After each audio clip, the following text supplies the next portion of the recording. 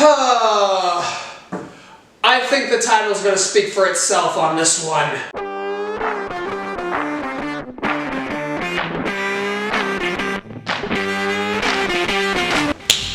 Alright everyone, welcome to the second episode in my two-part series on Rant-a-Girlfriend. If you haven't seen the first episode, you should definitely check that out. That was just on the anime and it was pretty spoiler-free, but this is going to be very heavy in spoilers. We're going to be talking about what will be covered by Season 3 and some stuff beyond. So, if you want to watch the anime and you're worried about spoilers, this isn't the video for you. And honestly, I'm making this for the manga readers of Rant-a-Girlfriend. This video is for the people who are in the know. This is for the ones who have been through the frustration week to week to week with this series. This is for the people who have been in the pits, fighting for our lives to get to the end of this series. I make it sound like we're in a gladiatorial arena, but we're just reading a manga, but I feel like I'm fighting for my life reading this because it's been a roller coaster. But yeah, Rant-a-Girlfriend has been a big part of my life ever since the anime ended all the way back in 2020. So I know what I'm talking about with this series, and when I say that this is one of the most infuriating things I've read, I'm not kidding. But it hasn't always been like this. There was definitely a time when I was first reading, after Season 1, like the stuff that was covered in Season 2 of the anime, and a little bit after, like right before I got caught up with the manga, where I was definitely enjoying myself. And then there was a steady decline, but we'll talk about that, because right now, I want to start with where Season 3 of the anime is going to kick off, and what that's going to cover. We're going to start with the movie arc.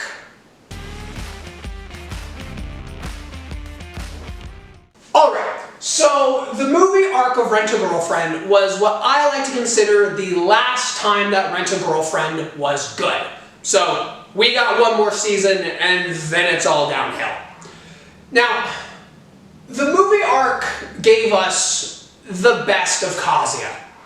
The movie arc is about, well, you saw at the end of Season 2, Chizuru is distraught because her grandmother is in the hospital, and Kazuya decides to make a whole movie so that Chizuru's grandmother can see her be an actress. What a Chad thing to do. I remember the community kept calling him Chadzia because of this. Now, I think that Kazuya would have done this for any of the girls. I don't think that this was exclusively something he would have done for Chizuru, but it's definitely a far cry from the crybaby Kazuya that we're used to. Now, don't get used to Chadzia because he will go away, and we'll talk about that. But this is the peak of Kazuya's character. Now, in my anime video, I talked about the balance of the girls, and we get that throughout the movie arc, like a ton. Ruka's there, Sumi's there, Chizuru's there, and we're all getting them, and they're all being there. Mommy's not present, which I think works.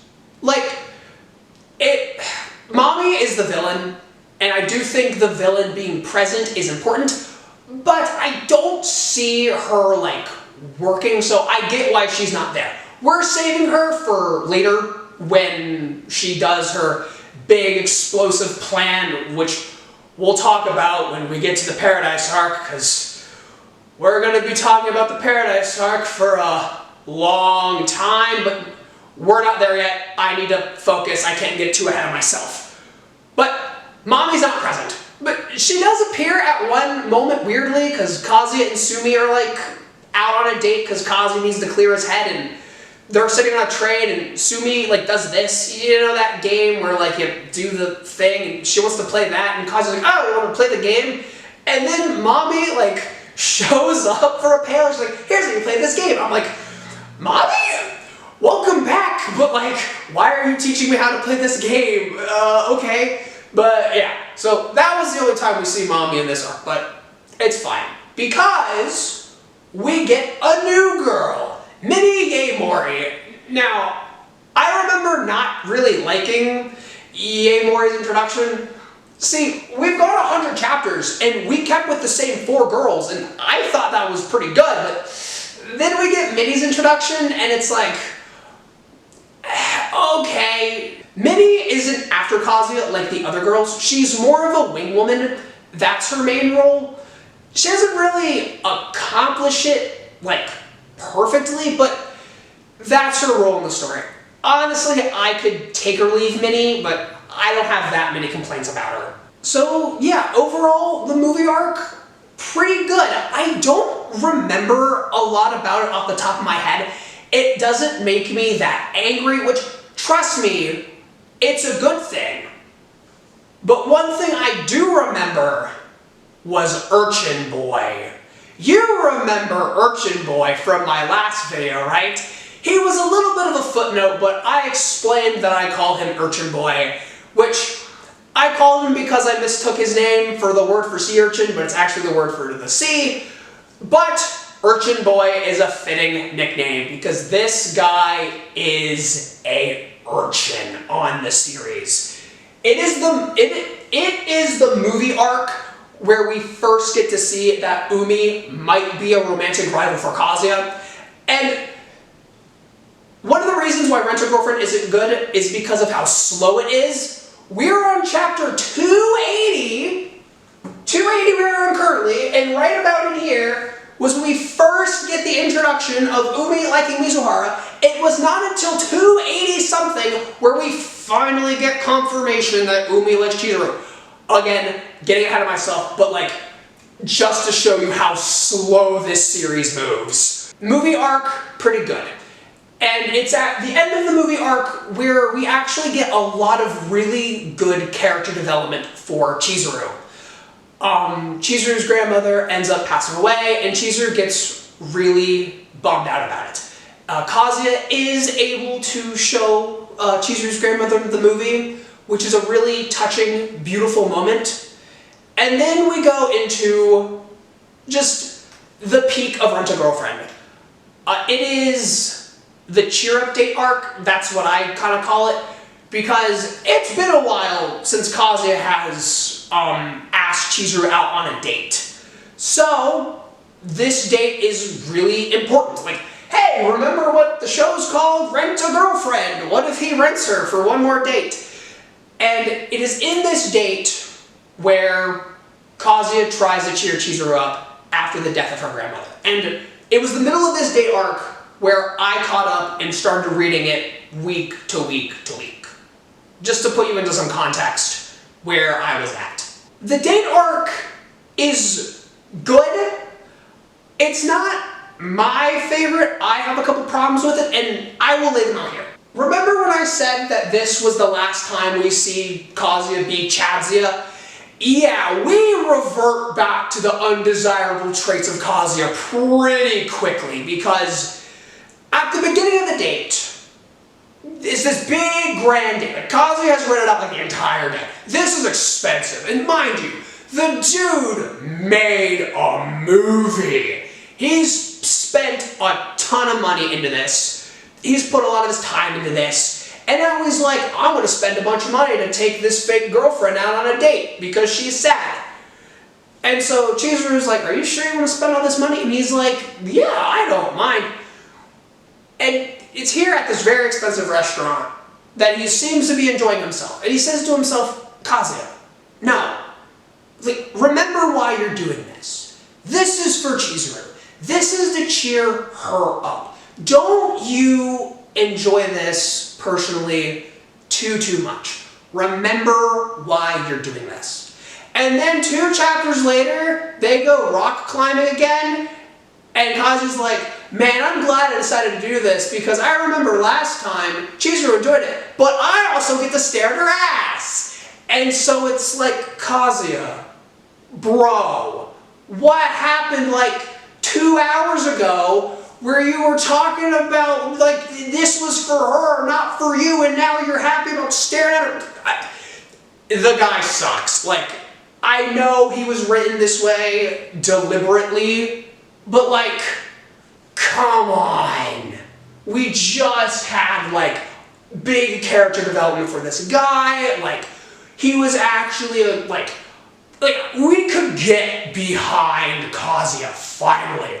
And here comes Reiji like, no, but remember, he sucks, right? It is at the end of this date arc that Chizuru's shell starts to break, and we see her vulnerable side come through. As she starts to cry for 6 pages. Now, this is an emotional moment, but when I was reading this, I was like, okay, so 1, 2, 3, 4, how many pages is she gonna start to cry for? And I was taken out of it a little bit because it was ridiculous that it takes her like 6 pages to start to cry. Again, I get it, it's slow, it's emotional, you're supposed to like feel it, but like, come on. Like we did not need 6 pages of her starting to cry. But yeah, I remember a lot of people enjoying this part of the story. I remember on Trash Taste, Garnt, he was like, you know what, guys? I think Chizuru's my waifu now. And it all came out of that ending of the date arc, so people really seem to like it. So I think people are gonna like the ending of season 3. But like I've been saying, this was the start of the decline for Rent-a-Girlfriend.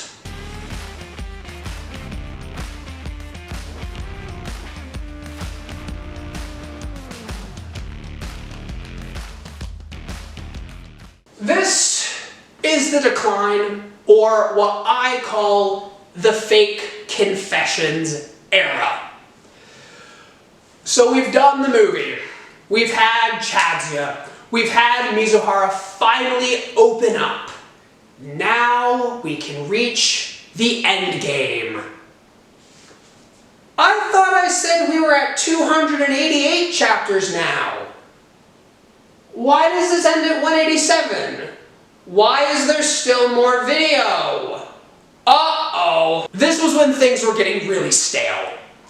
It was around this time that I read on Reddit, somebody was saying that Reiji said that the series was going to go as long as another manga he did, which that one was 240 chapters. And I said, oh no, this is going to be bad. Because again, the decline, things are getting stale. We're 80 chapters away from that point. And, uh-oh, we're running out of story. So what do I mean by the decline? What do I mean by we're running out of story? Well, for 20 some odd chapters, 22, I do math, Kazuya would think he was going to confess, or he would tell the audience, I'm gonna do it, I'm gonna confess. He would go to confess, and then he wouldn't do it. And this just kept repeating. Also, Sumi was out of the manga at this point, I do believe. She will have a long hiatus, like about a year, where she just was not present. In fact, I think it was like a year and a half just without Sumi. And it all started here. That was why we were really declining. We didn't have Sumi. Also, real quick, I want to talk about some of the art things that have to do with Rent-a-Girlfriend.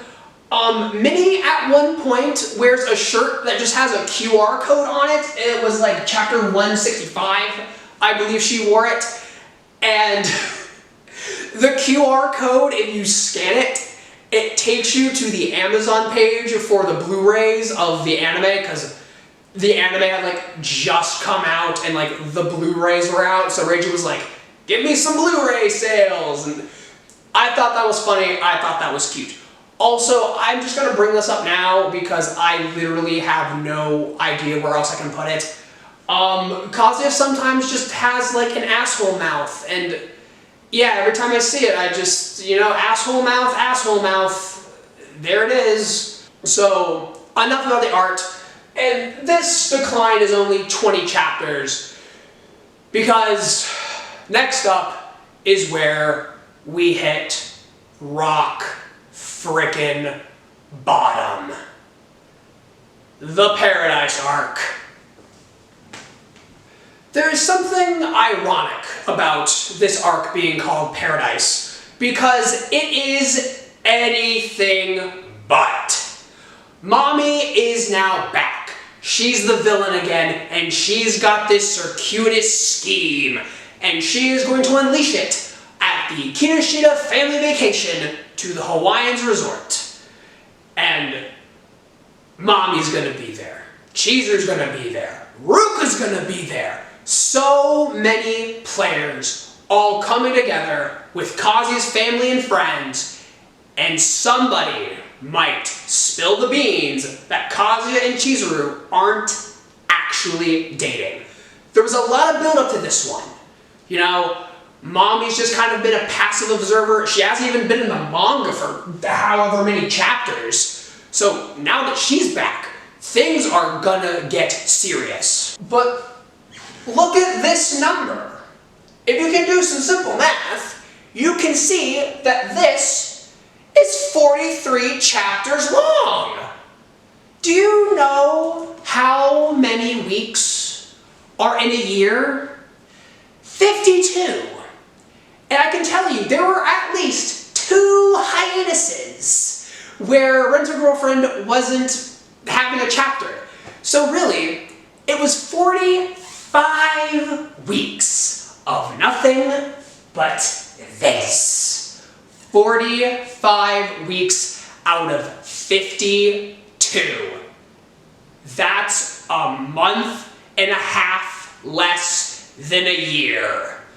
We spent nearly a whole year in one arc that just covered a trip that was like 2 days. This arc took forever to kick off. I remember in the community, there were charts and graphs explaining the first day was like 20 chapters. So if you calculate and calibrate, you can see that the whole arc is going to be 50 chapters long. We're going to be doing this forever.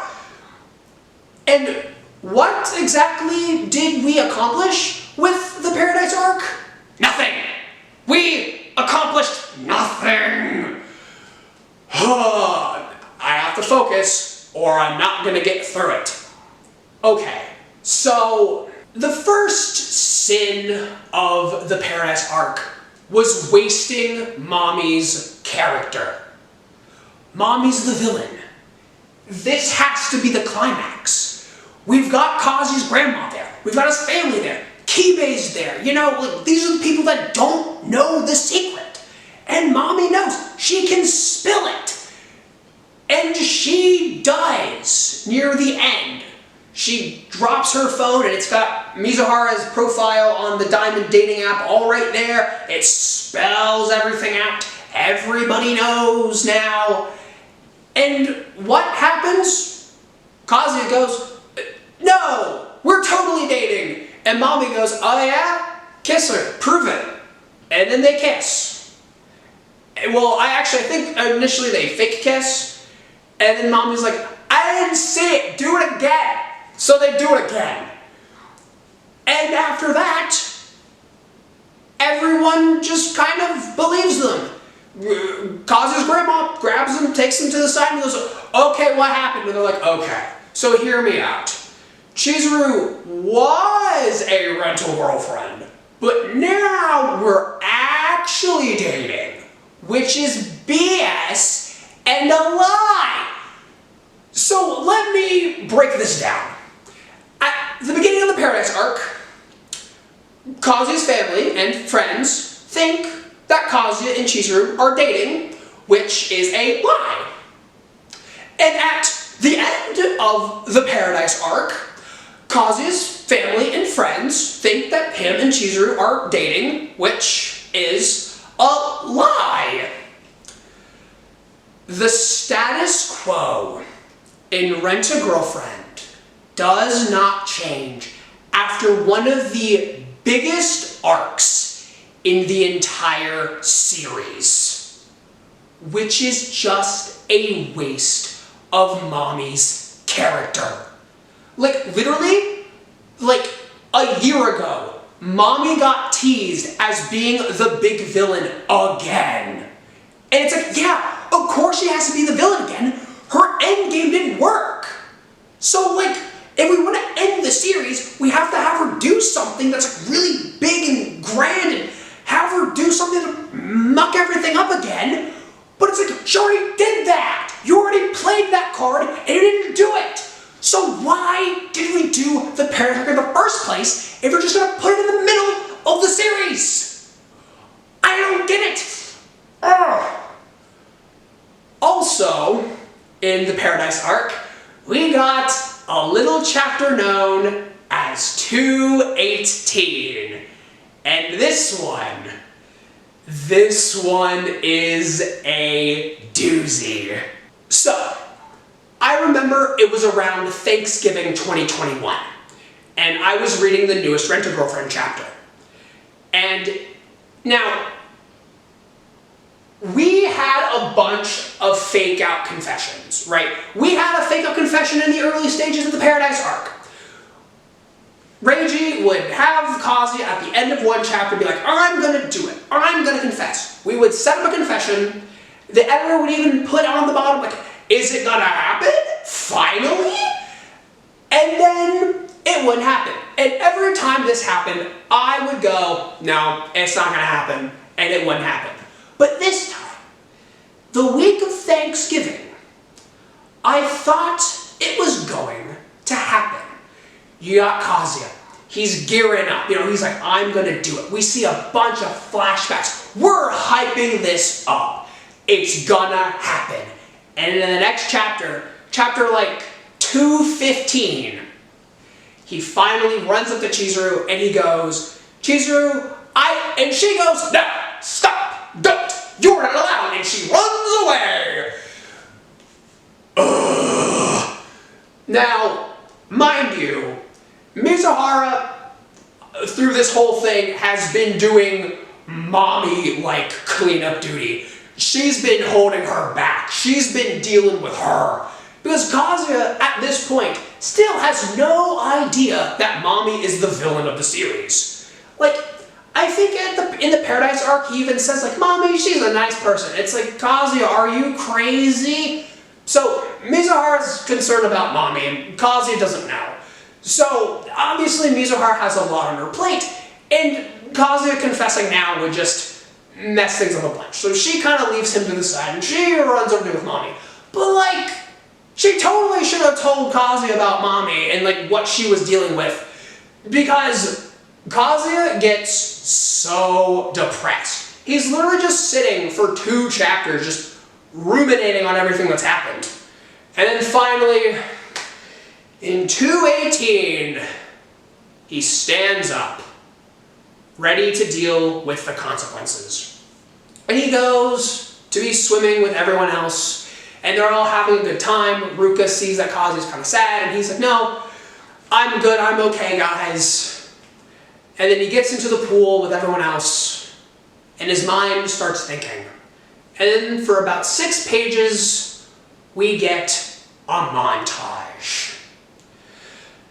And there are 3 images that flash in this montage. The first type of image is Kazuya crying.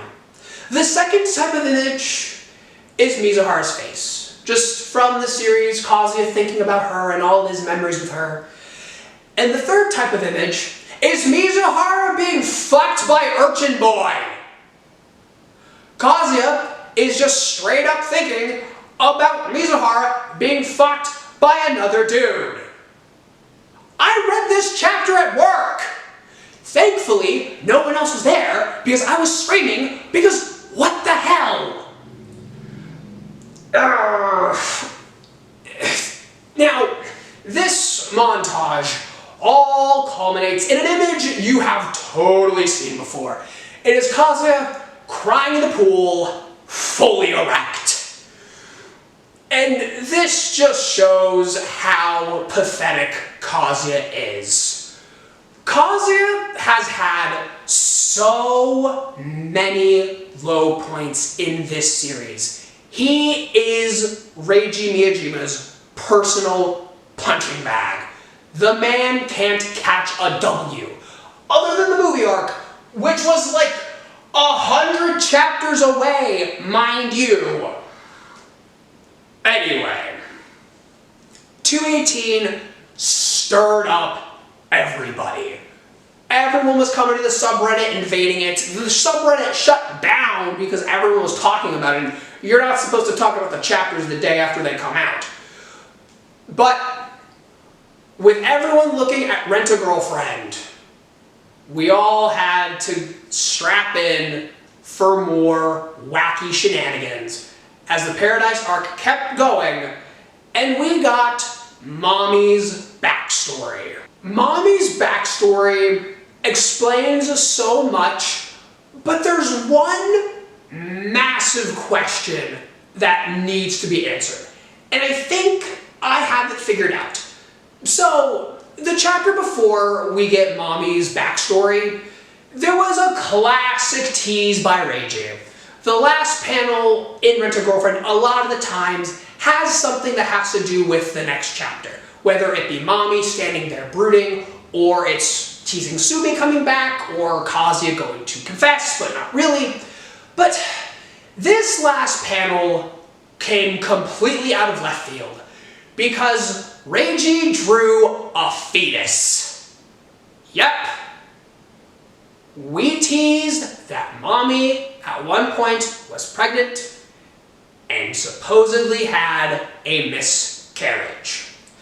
Now, there's a little bit of discrepancy in the chapter as to if this is real or if this is just Mommy being dramatic.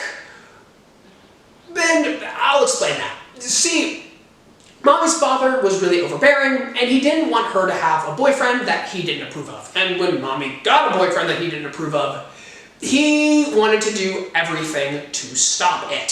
So I believe he pays the dude off to break up with her, and Mommy gets really upset about it. Now, earlier in the chapter, Mommy says that her and this boyfriend used parts of their names to make like a hypothetical name for their hypothetical child, which Mommy and Kazuya actually did that all the way back in the beginning of the series. So we're kind of setting up why she did that with Kazuya and what her whole MO is, how she behaves with relationships, and why she does that, why she did that with Kazuya. So we have established that Mommy was thinking about a hypothetical kid, and then the language that is used when Mommy gets broken up with is, at that moment, I felt our child together die.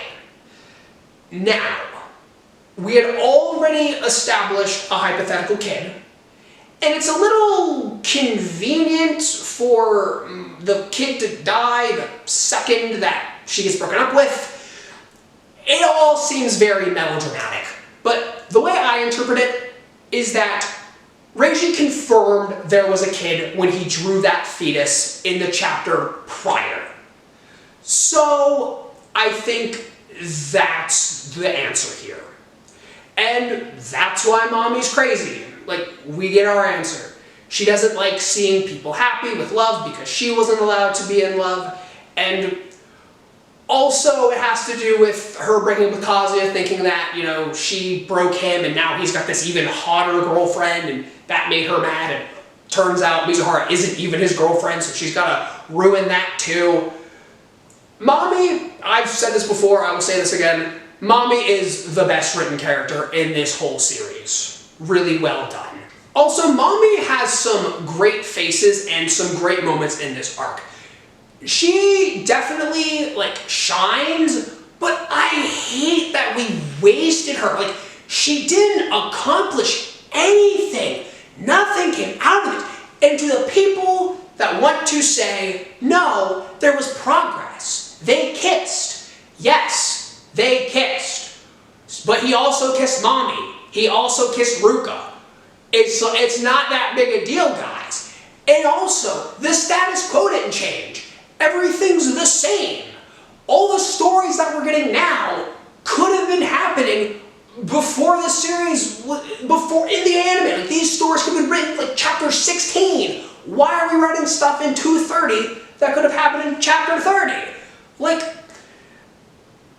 all of the fan service moments, like, you know, we're doing another beach episode. Like, we did a beach episode already. Why are we redoing a beach episode? There was a bunch of fan service in that one too. Like, with the moment when Chizuru's, like, a swimsuit top fell off and Kazuya had to, like, shield her with his body so she could put it on or whatever. Like that wasn't really necessary, but, like, that's, like, the important parts of the arc, because everything else was, like, it didn't do anything.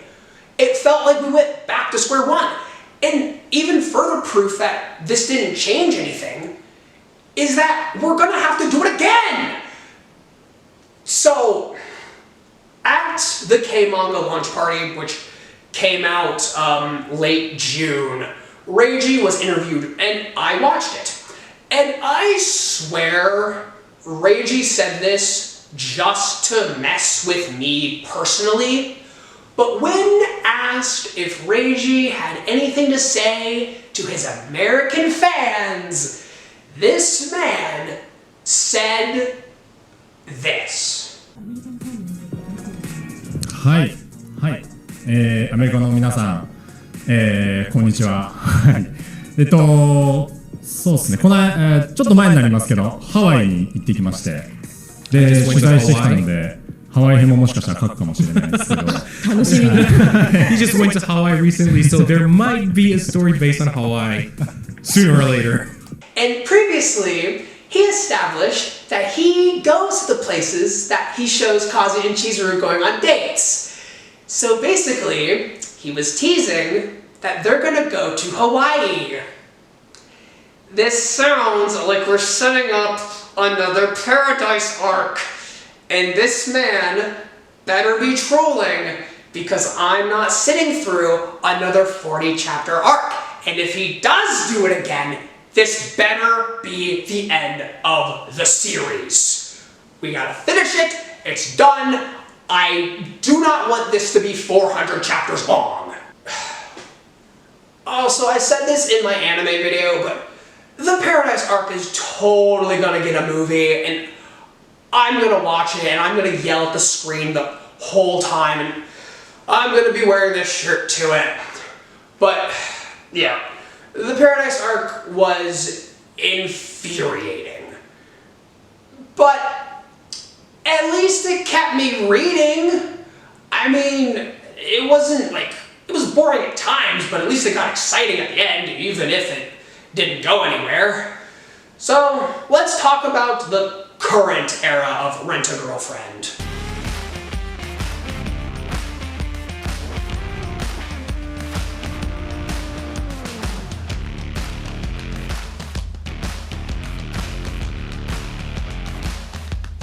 After the Paradise arc, everyone returns home, and Mizuhara stops talking to Kazuya for 3 months. Yep, there was a time skip, because Rent-a-Girlfriend needed a time skip. Now, there were a lot of people in the community that were talking about a separation arc, and we kind of got it, but we didn't get to see it. Kazuya being sad here is like, great. You know, I've seen this before. The man's sad like every 20 chapters, right? Again, I said it. Kazuya's had a lot of lows.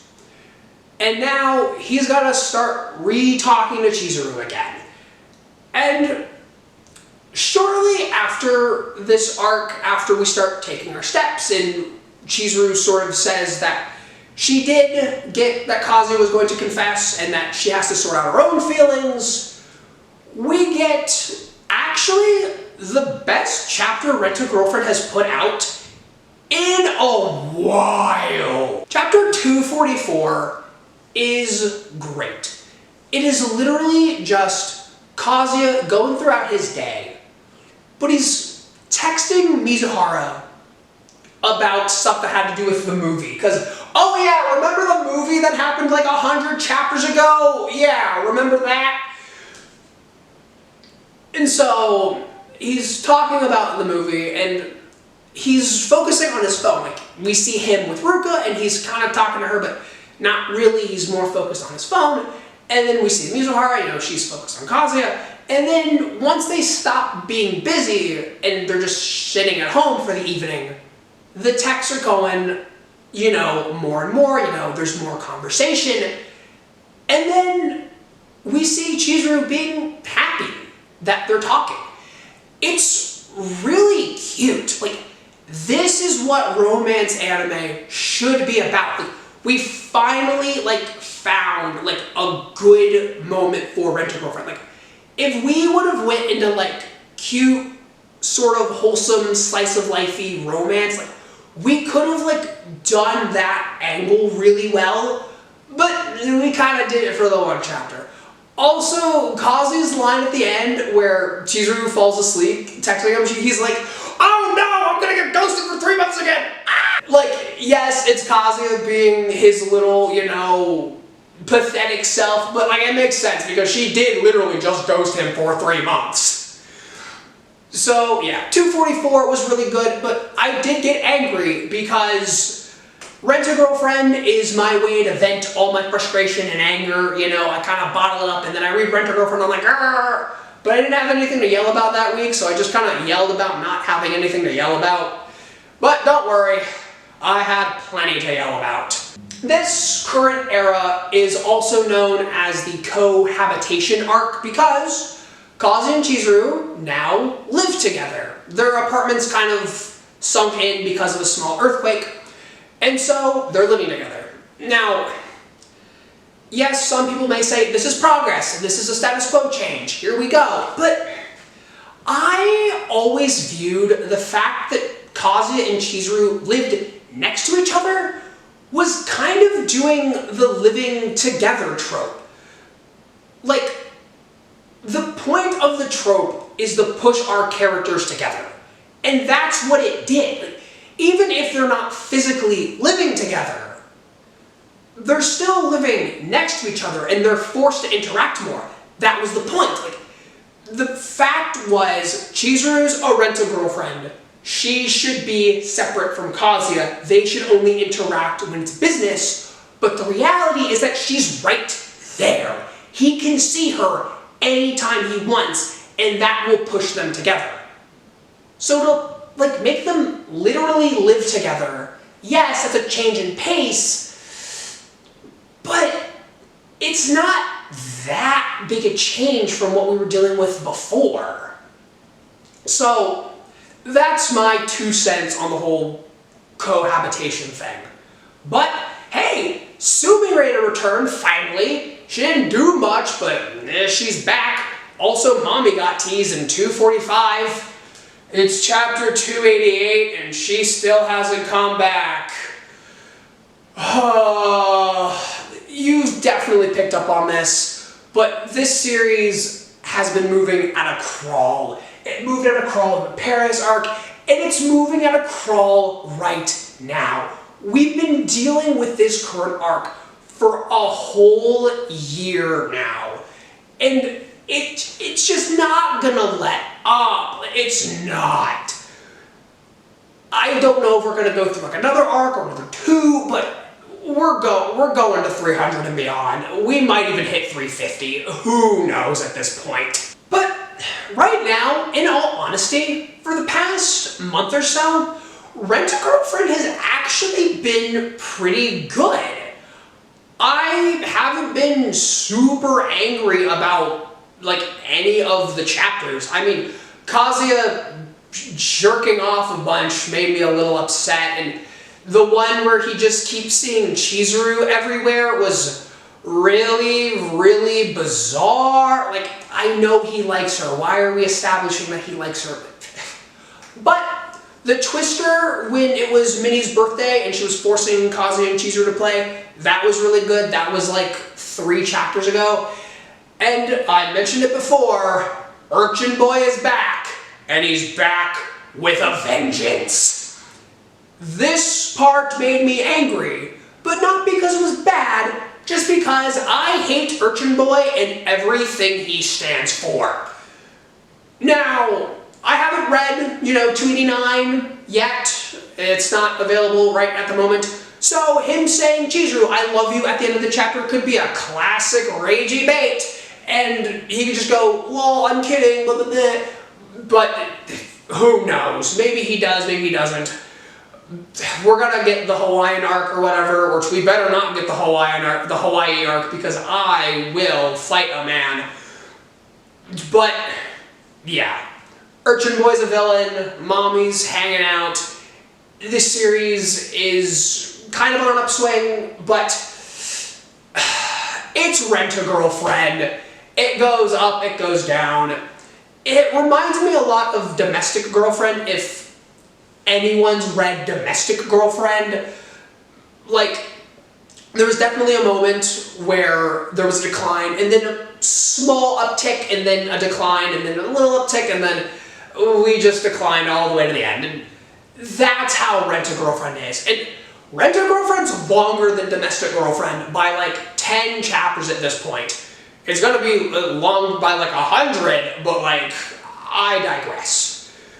Anyway, this video has been a mess. I've literally been rambling this whole time, but that's what I wanted this video to be. Just a discussion on the mess that has been the Rent-a-Girlfriend manga for the past 3 years that I've been reading it. The anime this season is not going to be that bad, but I am dreading what we're going to get afterwards. I hope they find a way to like end it somehow. Like maybe they do a Paradise Arc movie and like they just make up an ending, because like we're gonna have another like 3 seasons of the anime, and like I don't understand why Rent-a-Girlfriend would be a romance anime with like 7 seasons. Like the longest that romance anime runs is like 3, right? I don't see why Reiji's been milking it this long. Also, I want to rant about Reiji on Twitter. Dude was talking about how his editor told him to fix it, and he was like, I already fixed it. I'm like, this is fixed? I would hate to see what it was before. But, yeah. Also, no hate to Reiji. I know I complain about him a lot, and I talk about him by name. This is all just... I'm putting this up just a little bit. I wanted this to be entertaining, so I'm, being a little angry. No hate to Reiji.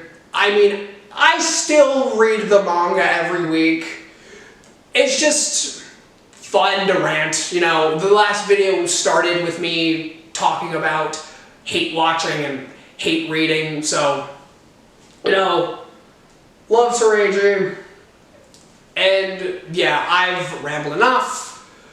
Maybe I'll make a follow-up if something happens. Maybe I'll talk about it on TikTok. Follow me on TikTok. Maybe I'll talk about Rent-a-Girlfriend more on Twitter. Follow me on Twitter. I don't plug the socials enough.